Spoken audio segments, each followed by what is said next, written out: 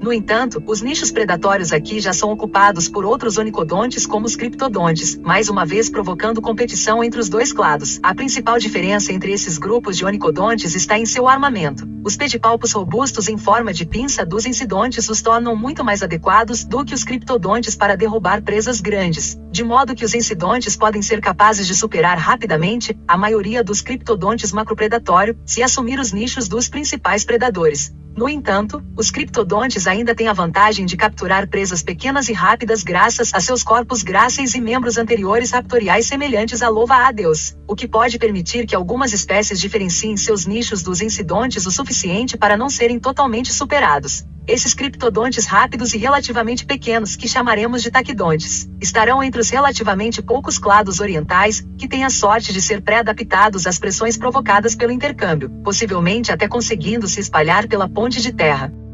Pois embora a biota doadora tenha a vantagem competitiva geral, a biota receptora ainda pode ter membros que sobrevivem ou até lucram com o intercâmbio. Um dos poucos clados de mamíferos nativos da América do Sul que sobrevivem até hoje são os xenartros, preguiças, tamanduás e tatus, que parecem ter tido a sorte de ter a combinação certa de características que os tornaram mais resistentes aos invasores do norte do que outros clados sul-americanos. Na verdade, eles provaram ser tão bem-sucedidos que foram um dos poucos clados sul-americanos a se espalhar para a América do Norte. Uma adaptação que contribuiu para isso foi ter defesas adequadas contra o influxo de novos predadores, principalmente no caso dos cingulados. O grupo de xenartros, que inclui os tatus e os extintos gliptodontes, que foram alguns dos únicos mamíferos a investir em armaduras. Há até evidências de que alguns gliptodontes desenvolveram armaduras mais pesadas e pontiagudas à medida que o intercâmbio ocorreu em resposta ao aumento da predação.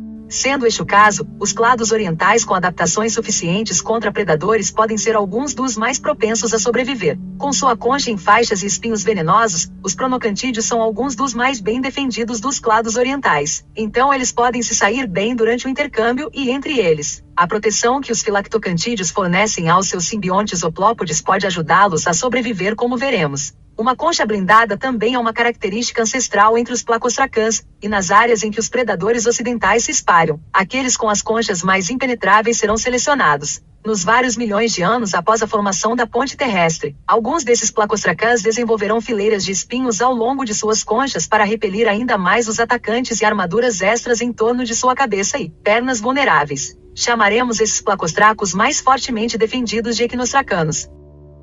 Os únicos predadores que têm uma chance decente de passar pelas defesas dos equinostracanos são os maleognatanhas, que se especializaram em durofagia, desenvolvendo algumas das forças de mordida mais fortes de qualquer osteópodes para abrir os ossos e outras partes não comestíveis de carcaças. Ao adaptar suas mandíbulas para quebrar as conchas dos equinostracanos, eles terão acesso a uma fonte de alimento pela qual quase nenhum outro predador pode competir. Mas esse comportamento alimentar não será imune à exploração. O cleptoparasitismo é um comportamento em que um animal rouba comida que outro animal já coletou ou capturou, o que poupa o cleptoparasita do tempo e esforço de coletar sua própria comida. Embora muitos animais roubem comida se tiverem a chance, algumas espécies se especializam para isso na medida em que o cleptoparasitismo é responsável por uma parte significativa de sua dieta. Os alvos mais frequentes do cleptoparasismo são espécies adaptadas para explorar fontes de alimento que são em grande parte inacessíveis a outros animais, como os traceiros que abrem as conchas de bivalves ou pássaros mergulhadores que trazem presas submarinas à superfície, ambos frequentemente assediados por outras aves uma vez que obtiveram suas presas. Os maleognatanhas serão igualmente vulneráveis ao cleptoparasitismo de outros predadores, que tentarão roubar os cadáveres dos equinostracanos depois que eles já tiverem feito o trabalho de abrir suas conchas. Possivelmente a fonte mais provável deste cleptoparasitismo serão outros maleognatas. A regra de Emery afirma que os cleptoparasitas e outros parasitas sociais tendem a estar intimamente relacionados às espécies que parasitam, embora existam muitas exceções. Essa regra resulta do fato de que o cleptoparasitismo é na maioria das vezes uma interação intraespecífica, onde um animal rouba comida de outro membro da mesma espécie. Sempre haverá algum grau de variação em qualquer espécie e, portanto, alguns indivíduos serão naturalmente capazes de coletar comida de forma mais eficaz do que outros, de modo que aqueles com características menos adaptativas podem compensar sua desvantagem roubando comida de seus competidores. E se isso for comprovado para ser uma estratégia bem-sucedida, os descendentes desses indivíduos podem se ramificar como uma nova espécie de cleptoparasita especialista. Se isso ocorrer nos Maleognathanias, o clado resultante pode sofrer adaptações físicas para seu estilo de vida cleptoparasita. Como eles não precisam mais esmagar conchas duras, suas mandíbulas se tornarão mais fracas e menos robustas. Mas também atingirão tamanhos maiores do que outros maleognatas para intimidar mais facilmente suas presas. Por causa desses comportamentos alimentares, vamos chamá-los de Lestognatans. Enquanto isso, alguns clados podem encontrar outras maneiras de se defender contra os predadores ocidentais. Os Kentrodontes são equipados com veneno, que serve não apenas como mecanismo de defesa, mas também como arma na caça, permitindo que eles abatam presas muito maiores do que a maioria dos outros predadores de seu tamanho. Na floresta tropical ao longo da costa leste, os Kentrodontes deram origem a formas como os aspidontes, que se especializam na captura de animais voadores, e os filóforos, que se alimentam de nectarívoros. Mas outros Kentrodontes mais generalistas existem em florestas por todo o continente.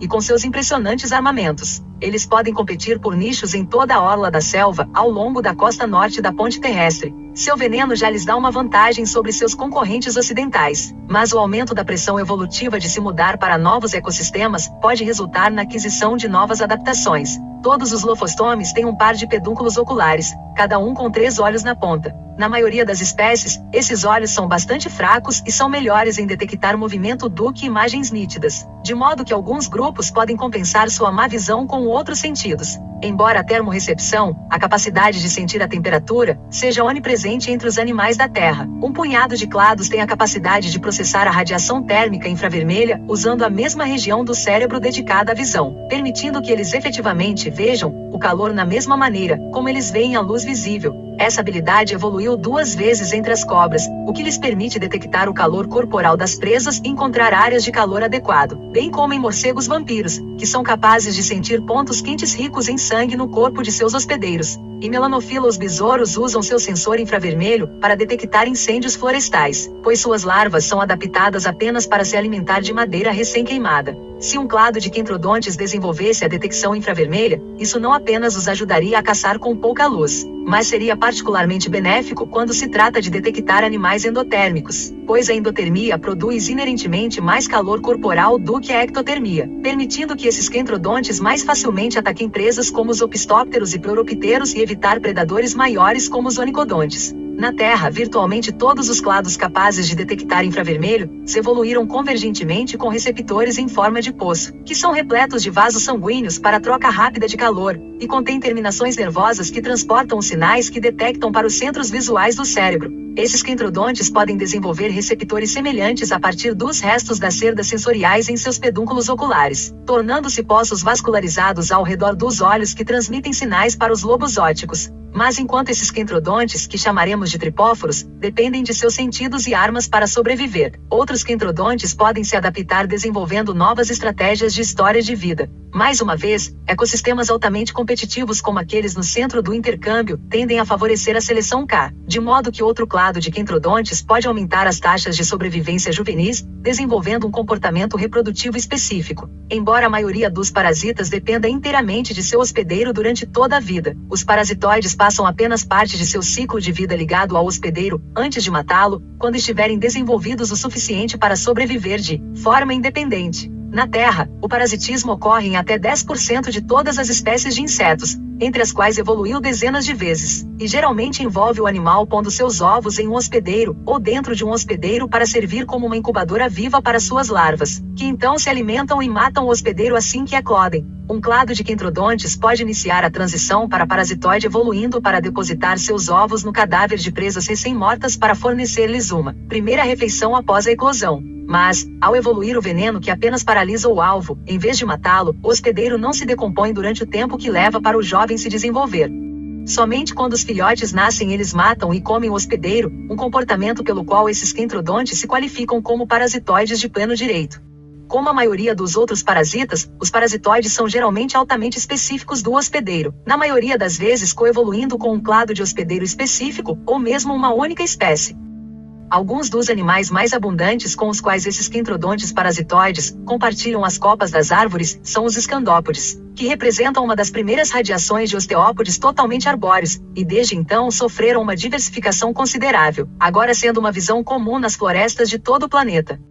Sendo tão prolíficos, eles serão uma fonte de alimento para muitos predadores arbóreos, mas para alguns dos quentrodontes, eles também podem servir como hospedeiros ideais. Assim como os parasitas verdadeiros podem ser ectoparasitoides ou endoparasitoides, os parasitoides podem ser ectoparasitoides, ligando os ovos ao exterior do hospedeiro, ou endoparasitoides, colocando seus ovos dentro do corpo do hospedeiro. Os membros basais desses quentrodontes parasitoides serão ectoparasitoides, simplesmente anexando os ovos ao exterior do hospedeiro e injetando veneno paralítico para garantir que não danifique ou desaloje os ovos. Os parasitoides que impedem o movimento ou o desenvolvimento de seus hospedeiros dessa maneira são chamados de diobiontes, quase todos ectoparasitoides. No entanto, os ovos dos endoparasitoides estarão protegidos dentro do corpo do hospedeiro, portanto, a imobilização torna-se desnecessária e, portanto, a maioria dos endoparasitoides são coinobion, permitindo que o hospedeiro continue o movimento e o crescimento enquanto os ovos se desenvolvem dentro dele.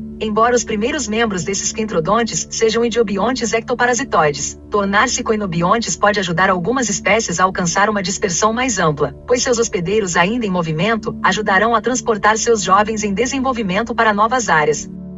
Como todos os lofostomas têm suas glândulas reprodutivas localizadas na boca, esses quentrodontes podem desenvolver um ovipositor oral com o qual podem injetar os ovos no corpo do hospedeiro. Sem a necessidade de paralisar o hospedeiro, eles podem desenvolver um veneno mais fraco ou até perder seu veneno completamente, tornando-se coinobiontes ao fazê-lo. Como muitos clados de parasitoides na Terra, esses quentrodontes, que chamaremos de deinoglocídeos, podem ver a transição entre ecto e endoparasitoide ocorrer várias vezes. Cada espécie coevoluindo com sua própria espécie hospedeira de escandópodes ou outro pequeno platidon. Mas os animais com maiores chances de sobreviver ao intercâmbio serão pequenos generalistas, pois quanto mais estratégias de sobrevivência estiverem disponíveis para uma espécie, mais fácil será para ela passar por divisão de nicho para evitar competição. Enquanto os marsupiais e outros metatérios já foram difundidos por toda a América do Sul. Um dos únicos clados a sobreviver ao Great America Interchange foram os gambás, que eram generalistas o suficiente para lidar com o aumento da competição. Com uma espécie, o gambá da Virgínia, sendo o único espécies de marsupiais para se espalhar para a América do Norte.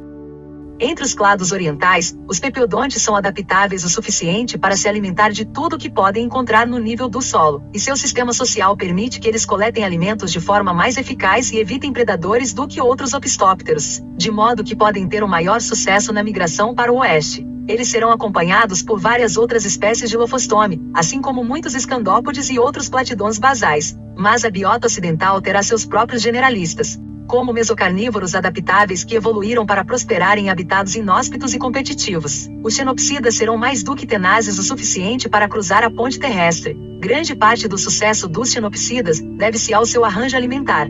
Enquanto os pedipalpos fazem o trabalho de cortar e cortar pedaços de comida, as mandíbulas têm dentes largos e chatos para triturar ainda mais os alimentos antes de serem engolidos, permitindo que eles ataquem quase qualquer fonte de alimento que encontrarem. Em algumas espécies, as mandíbulas podem ficar parcialmente internalizadas para não atrapalhar os pedipalpos, que se moverão para frente para fechar mais facilmente e conter a presa.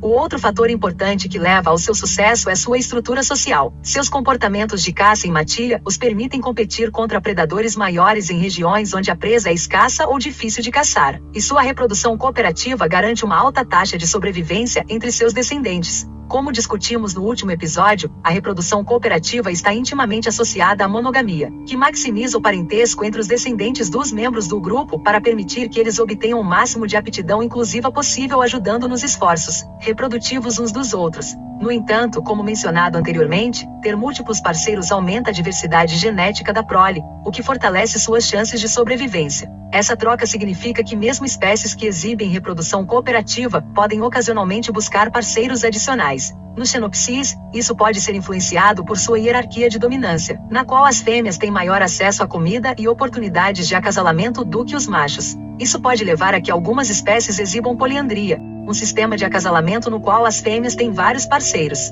enquanto os machos acasalam cada um com apenas uma única fêmea. A poliandria é um dos sistemas de acasalamento menos comuns, pois é o oposto do que seria esperado do princípio de Batema, mas existem algumas raras circunstâncias ecológicas sob as quais ela pode ser favorecida. Um benefício é que a fêmea poderá distribuir os deveres de cuidado parental entre seus companheiros. De fato, quase todas as poucas espécies de aves que exibem cuidados parentais exclusivamente masculinos são poliândricas. Na poliandria sequencial ou serial, a fêmea abandona o macho após a postura dos ovos e começa a procurar um novo companheiro. Mas se a fêmea for capaz de produzir mais descendentes do que um único macho poderia cuidar, isso pode levar à poliandria simultânea, em que a fêmea mantém ninhos com vários machos ao mesmo tempo.